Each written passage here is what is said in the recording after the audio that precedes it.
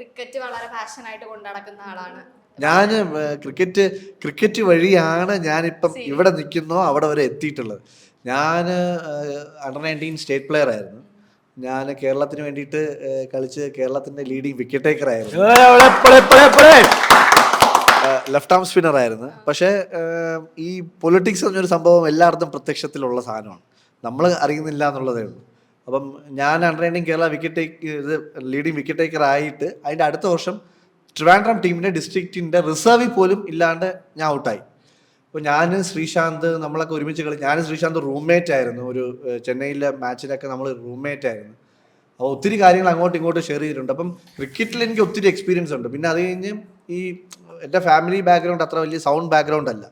അപ്പോൾ ഒരു പ്രത്യേക സാഹചര്യത്തിൽ കളി നിർത്തേണ്ടി വന്നു.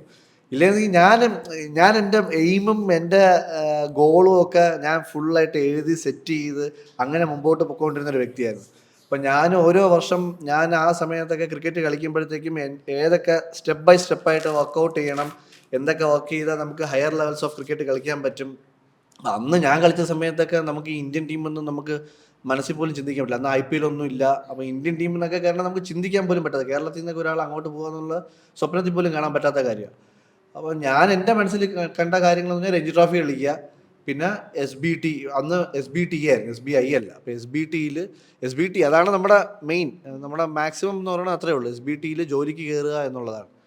അപ്പം അതൊക്കെ എയിം വെച്ച് മുമ്പോട്ട് പോയിക്കൊണ്ടിരുന്നൊരു വ്യക്തിയാണ്. പക്ഷേ നമ്മൾ അന്ന് വർക്ക് ചെയ്തത്, നമ്മൾ അത്രയും കാര്യമായിട്ട് വർക്ക് ചെയ്തതൊക്കെ വേറൊരു രീതിയിൽ കൂടെയാണ് എനിക്കിപ്പോൾ തിരിച്ച് കിട്ടിക്കൊണ്ടിരിക്കുന്നത്. നമ്മൾ അത്രയും ഹാർഡ് വർക്ക് ചെയ്തതൊക്കെ എനിക്ക് ഇന്നിപ്പോൾ കിട്ടുന്നത് ഈ ഒരു ആക്ടിങ്, ഈ ഒരു പ്രൊഫഷനിലാണെന്നാണ് എനിക്ക് തിരിച്ച് കിട്ടിക്കൊണ്ടിരുന്നത്. ഞാൻ കളിയൊക്കെ നിർത്തി ജോലിക്ക് പോയിക്കൊണ്ടിരുന്നു.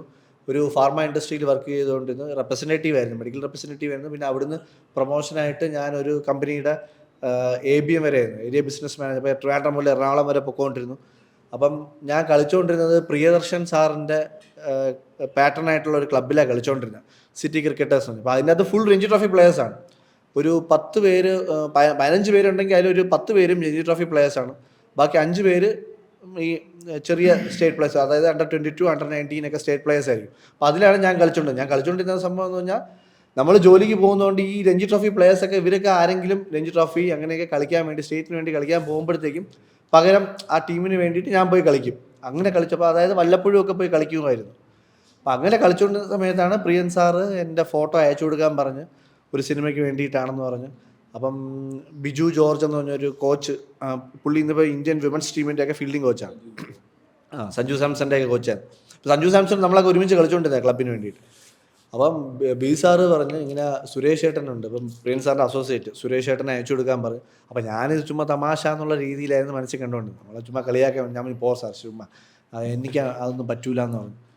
എന്നിട്ട് സാറ് നിർബന്ധിച്ച് എന്നെ കൊണ്ട് ഫോട്ടോ സുരേഷ് ഏട്ടൻ്റെ മെയിൽ ചെയ്യിപ്പിച്ച് സുരേഷ് ഏട്ടൻ വിളിച്ചപ്പോഴാണ് ഞാൻ അറിയണത് ഇങ്ങനെ സിനിമയിൽ അഭിനയിക്കാൻ വേണ്ടിയിട്ട്. എടാ 16-ാം തീയതി ടിക്കറ്റ് ബുക്ക് ചെയ്ത് നേരെ ഹൈദരാബാദിലോട്ട് വന്നോ സിനിമയിൽ അഭിനയിക്കാൻ വേണ്ടി. ഞാൻ പിന്നെ എനിക്കൊന്നും മനസ്സിലായില്ല അപ്പോൾ എന്താ സംഭവം എന്നുള്ളത്. അപ്പം ഞാൻ ചേട്ടാ ഇത് എവിടെ ടിക്കറ്റ് ബുക്ക് ചെയ്ത ഒരാൾ നിന്നെ വിളിക്കും, ആ പുള്ളിയുടെ അടുത്ത് പറഞ്ഞാൽ അതിൻ്റെ ഡീറ്റെയിൽസ് കൊടുത്ത് അവർ ബുക്ക് ചെയ്തോളും.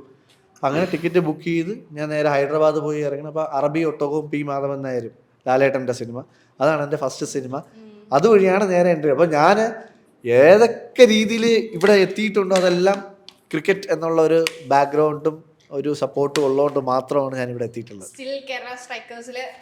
കേരള സ്ട്രൈക്കേഴ്സിൻ്റെ ഫസ്റ്റ് സീസൺ മുതൽ ഇപ്പോൾ ഈ നടക്കാൻ പോകുന്ന സീസൺ വരെ തുടർച്ചയായിട്ട് കളിച്ചുകൊണ്ടിരിക്കുക. അപ്പോൾ ഈ കഴിഞ്ഞ നമ്മുടെ ഒരു പ്രാക്ടീസ് സെഷനിൽ ഉണ്ണി മൂന്തൻ ഉണ്ണിയാണ് ഇപ്രാവശ്യം നമ്മുടെ ക്യാപ്റ്റൻ. അപ്പോൾ ഉണ്ണി പറയുന്നുണ്ടായിരുന്നു, നമ്മൾ വർഷങ്ങളായിട്ട് കളിക്കുന്ന വ്യക്തികൾ കുറച്ച് പേര് നമ്മളെ ഈ ടീമിലുണ്ട്. അപ്പോൾ അവരൊക്കെ എന്നെ കളിയാക്കി പറഞ്ഞു, പുള്ളി അവരൊക്കെ വെറ്ററനായി, ഈ ഒരു വർഷം നമുക്ക് കപ്പടിച്ച് അവർക്ക് വേണ്ടിയിട്ട് നമുക്ക് സമർപ്പിക്കണം. അപ്പം നമ്മളെല്ലാവരും ആ ഒരു രീതിയിൽ, ആ ഒരു ഇൻറ്റൻറ്റോട് കൂടി നമ്മൾ കളിക്കണം എന്നൊക്കെ പറഞ്ഞ് ഉണ്ണി ഇപ്പോൾ 2 ദിവസം മുമ്പ് നമ്മളൊരു ക്യാമ്പിൻ്റെ ഇടയിൽ പറയണുണ്ടായിരുന്നു.